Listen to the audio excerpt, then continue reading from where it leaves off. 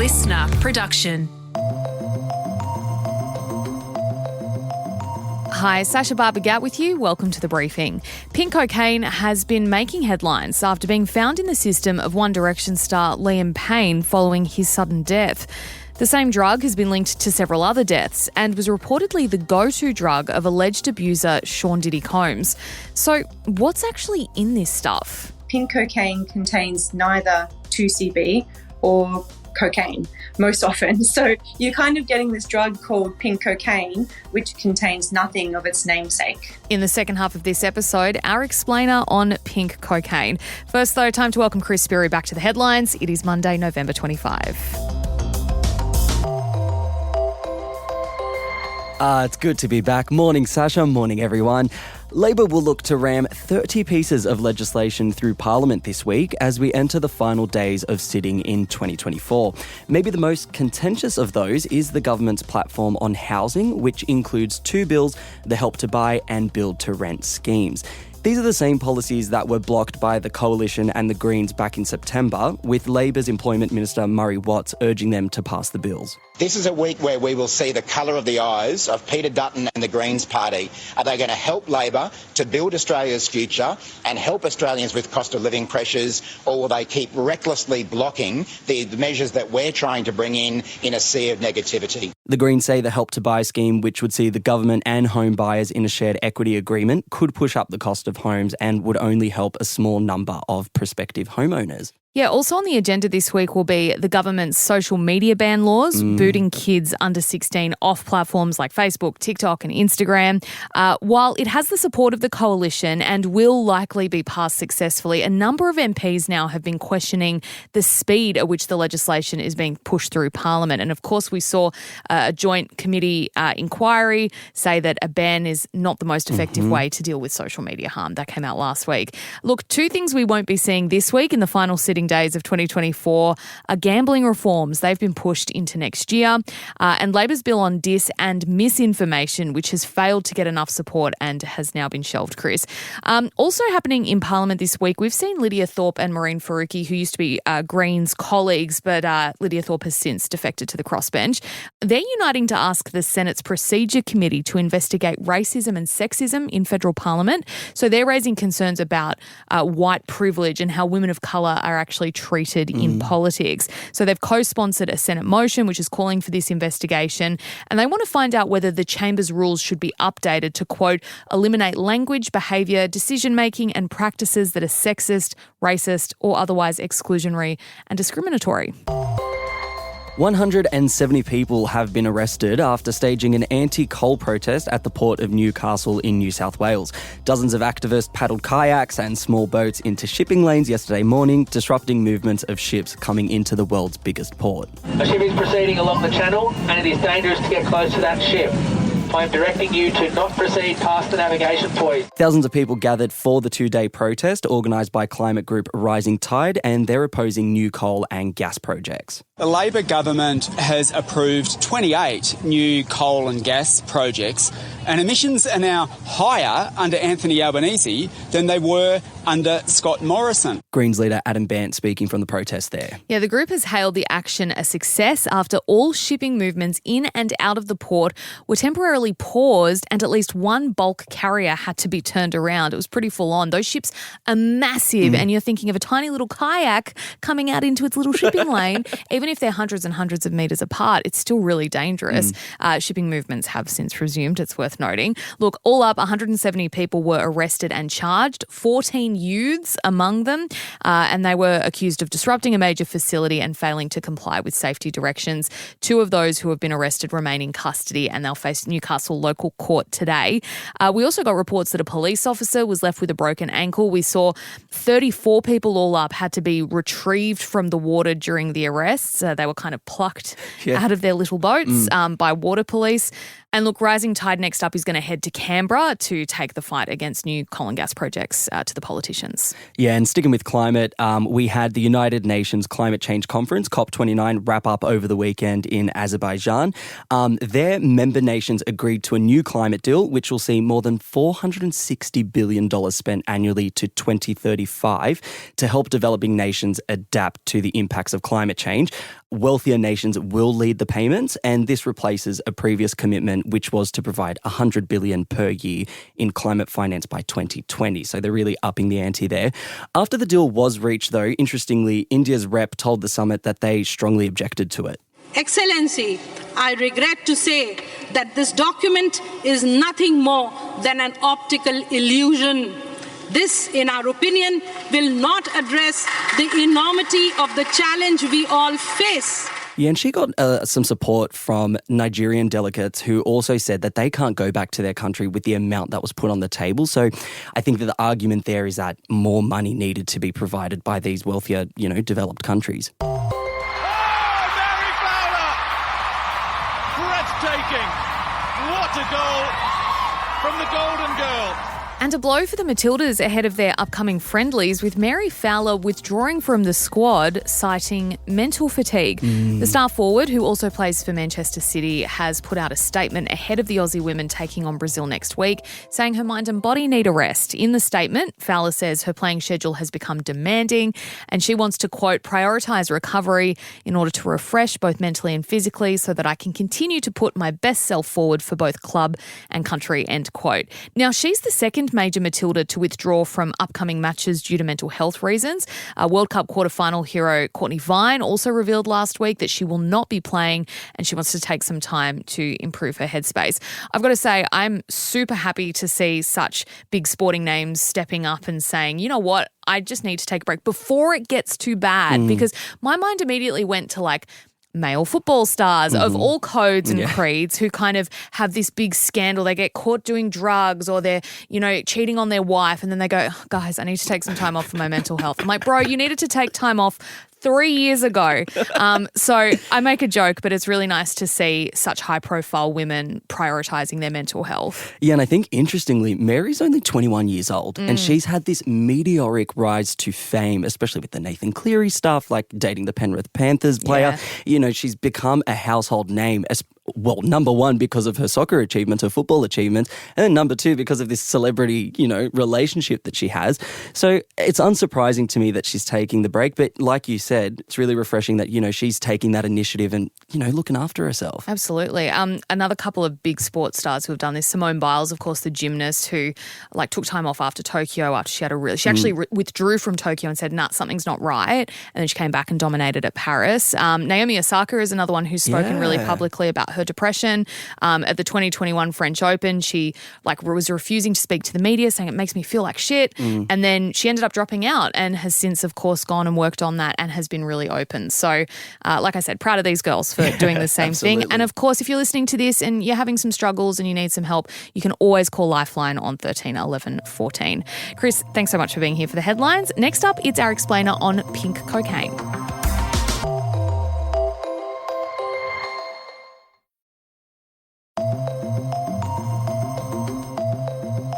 Hey, Bension here. The first thing to know about pink cocaine is that it is not cocaine. In fact, the party drug linked to the death of Liam Payne, among others, usually contains zero cocaine at all. But it is pink, and it seems to be heading for Australia. The Australian Federal Police last week charged a Sydney man with trying to import 250 kilos of it into the country. So if it's not cocaine, what the hell is it? What does it do to you? And what do you need to know if you come across it on the weekend? Dr Amie Hayley is a senior lecturer in the School of Health Science at Swinburne University. Amie, thanks so much for joining us on the briefing. What is pink cocaine? So that's an interesting question. It actually kind of has a long history, and what it is now is different to what it started off as. So to start from the beginning, there's a drug called 2CB, and this was an invention of Alexander Shulgin in the 1970s. And this is a sort of psychedelic compound which was developed and intended as an adjunct, so an add-on to a psychotherapy that someone might be having for the treatment of a mental disorder. And so that was used for a little while but fell out of favour and was scheduled by the FDA early on when all sorts of drugs were getting scheduled and banned. And so that drug has since fell out of favour. And then interestingly, we're sort of seeing a resurgence of discussions around 2CB because the drug that we know as pink cocaine is also known as 2C. And that's just essentially like a phonetic translation of 2CB.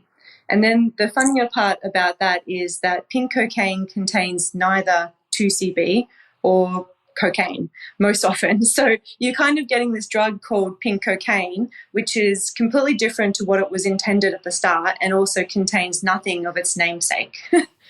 So what do we know about what it contains now? So that's a bit of a mixture. And so most often when people have pink cocaine, it would be something that would contain ketamine most often, but also things like MDMA, methamphetamine, sometimes fentanyl, and sometimes other novel psychoactive substances.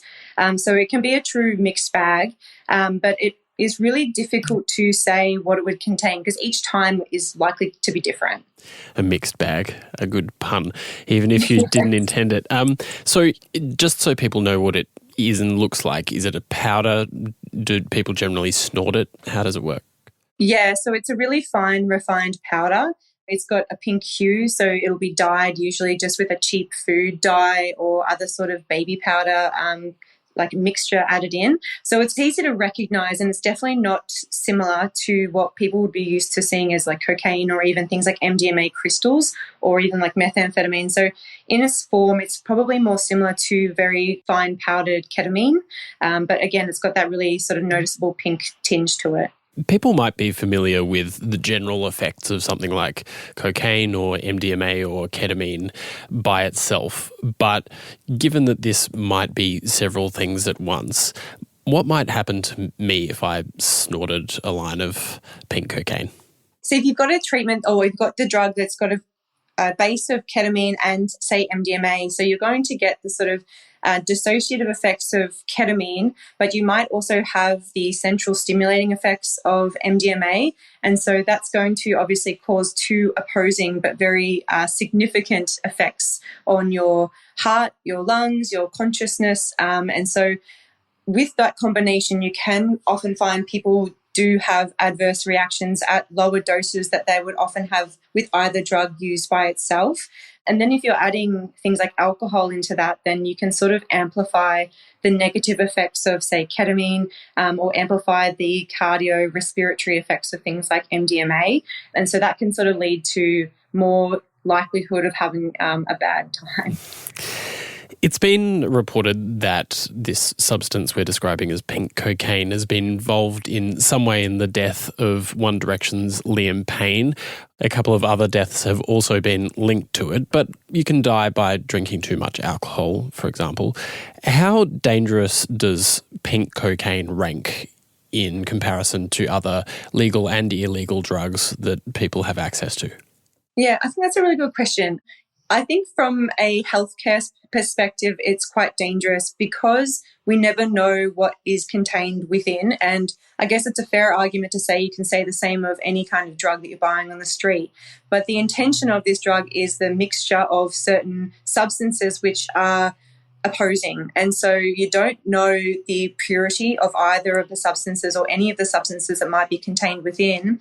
And I think one of the concerns of a lot of drug researchers and healthcare professionals and other advocates are the potential infiltration of things like opiate sort of style drugs like fentanyl into drugs which otherwise might not otherwise be contained. So if someone is thinking this is going to be a psychostimulant, it's going to have a sort of, upping effect, and then they're in fact getting a large or even a small dose of an opiate, then that's kind of where the major concerns lie, is that where you might see a larger harm at much smaller doses just because we don't know what's contained within. Right. And so if someone were to have a serious health impact from that, is that overdosing? Is that what that looks like?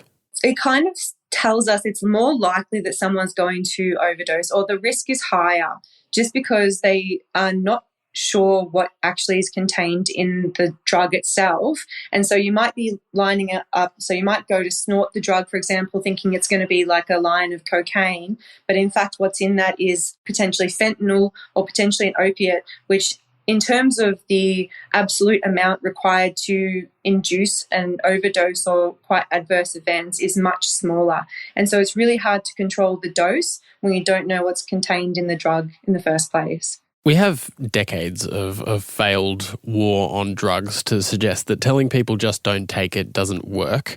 So if people do come across this stuff on the weekend, what could they do to minimise their risk? So I'm in Melbourne, and we've had some really good progress recently with the introduction of a permanent pill testing or drug checking facility, which will come in the summertime. And I know that they're also running these kinds of facilities at schoolies in Queensland on the Gold Coast. So my advice would be, if anyone's unsure about the drugs that they've obtained, and if they have any concerns or uncertainties around what it contains or the kinds of concentrations of the drugs that they have, would be to utilise these kinds of services, because the idea is that these are a judgment-free space that are intended to give people the type of information that ensures they can make an informed decision about whether or not they want to take drugs. And I agree it's completely unreasonable and unrealistic to think that people aren't going to take drugs, because that's just simply not the case. It's just that we need to do it in a way that is making it safe and that makes it fair on the person who's deciding to do that, and also the healthcare professionals who might need to be involved if there is something that goes wrong. And so it's about sort of making the procedure and the process of it as safe and informed as possible. So that would probably be the best thing to do. If someone doesn't have access to one of those services, is it right that there are also commercial testing kits that you can buy? Yes, you can. You can get small testing kits where you can test part of your substance. It works much in the same way that a drug checking facility would. It doesn't give you much of that quantitative information, so how much of a substance might be contained within, but it can alert people to different types of substances, particularly ones that they maybe weren't expecting. So, there might be something within a cocaine sample that they weren't wanting or expecting. And so, again, people can make the decision then to, proceed and take the drug, or maybe think twice about doing so. Do we know if there's a lot of it circulating yet in Australia, or is it a bit newer and so less likely to be something that you'd actually come across on a night out? It's pretty new. So it originated in Latin America and slowly made its way to Europe. As with most things, it does eventually end up in Australia. To my knowledge, it's not very widely used here, but there was recently a found it at the border, and so they had taken that, and so it does show us that there is some infiltration of this drug in the community. Mm-hmm. I guess one other benefit of having the drug checking services is that we're actually able to track how these drugs might be circulating within a community, and so it's even more beneficial if people are able to go and get a drug tested, because then we can actually see how much it's being used, how it's moving around the community, and if it's creating any issues, and if any warnings need to be issued from certain sort of state-specific or organisational-specific sources. And so that's a really useful resource as well if people are ever concerned about any drugs that they have or might be wanting to take, is that you can access community and organisational warning systems, which can show you, whether or not there's a warning associated with that particular drug. Obviously, we're hearing a lot about this now, and there was a man charged in Sydney, as you mentioned, allegedly for attempting to import it. Why do we hear about these new drugs all the time? What is the process by which these new drugs sort of come into circulation? Well, I guess that's a complicated question, and I guess it's a matter of supply and demand. This particular drug has probably been circulating for a little bit longer than we would have otherwise had realised, but it becomes a little bit more in the spotlight when we have cases like Liam Payne having been found to have this type of drug in his system. And so, that's the common for many different types of drugs. They might be sort of circulating for a short amount of time and just have high publicity associated with it. I think in the case of pink cocaine, the potential for harm is quite high, and there is quite a sensitivity in the community around drugs which may potentially contain opioids as this one. And so I think it's, in a way, probably a good thing that there is a heightened alert around it, because this is not a kind of drug that people want to be taking, particularly if it's going to have the types of effects that things like opioids and fentanyl can induce. And so it's important that there is, I guess, a discussion and something of a spotlight so that these kinds of things are being tracked and safely managed. I mentioned earlier the failed war on drugs, and that obviously has a lot of baggage. But if you were King of Australia, let's say, or the Prime Minister more specifically, what would be your best harm minimisation version of Australian laws around this? I think that the first step of having a drug checking service is something which is a fantastic step in the right direction. Treating this like a health issue rather than a criminal issue that should be managed with punitive enforcement is a really important component of that. People are always going to take drugs, and I think it's completely unacceptable that people should be at risk or die as a result of that decision.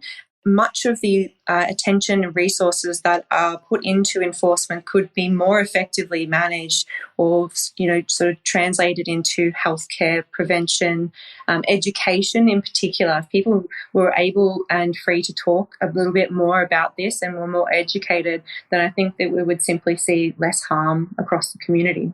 Well, I think and hope that this conversation might have taken us one little step in that direction. Amie, thanks so much for joining us on The Briefing. No worries. Thank you so much for having me. Dr Amie Hayley there. She's a senior lecturer in the School of Health Science at Swinburne University. Thanks for listening to this episode of The Briefing. That's it for now. Before you go, if you could share this episode with someone you think might enjoy it, we'd love that. If you want to keep up with our other content, you can check us out on Instagram at The Briefing Podcast and on TikTok and YouTube. Just search Listener Newsroom.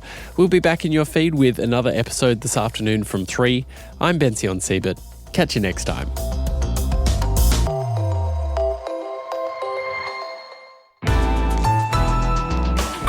Listener.